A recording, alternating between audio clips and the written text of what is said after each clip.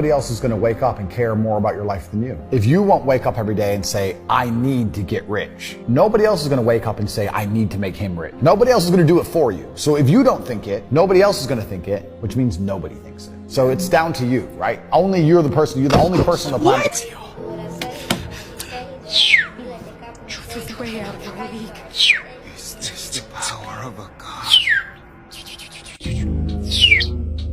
Stay focused. Don't listen to nobody. Don't listen to nobody, homie. What's on your mind, just do it. Because what's destined for you, you gonna get it. Greatest Forex traders of all time, Part 1. George Soros is a Hungarian-American investor and philanthropist who began his career in the 1950s. Soros rose to fame in the 1990s after he made a series of highly successful trades in the foreign exchange market. One of Soros' most notable trades occurred in 1992, when he shorted the British pound. He believed that the Bank of England was overvaluing the pound and that it would eventually have to be devalued.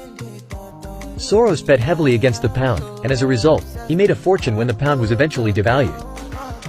This trade, known as Black Wednesday, earned Soros over $1 billion and cemented his reputation as a master of the Forex market. Soros continued to make successful trades in the Forex market throughout his career, earning him the nickname, the man who broke the Bank of England. He also became known for his philanthropic work using his wealth to support political and social causes around the world.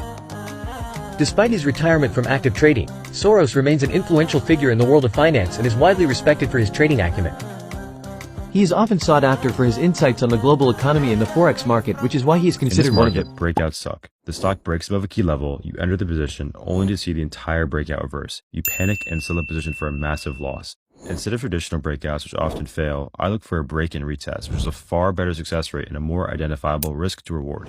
To do so, chart the key level by identifying a zone of interest.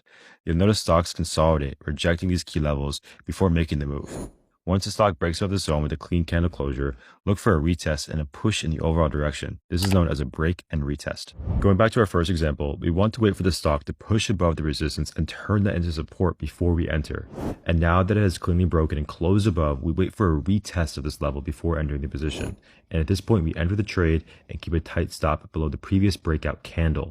And a major tip when it comes to taking break and retests is to use a moving average, such as the 9, the 21, the 50, the 100, or the 200 MA to help confirm your entry point, and this can be used on pretty much every single time frame.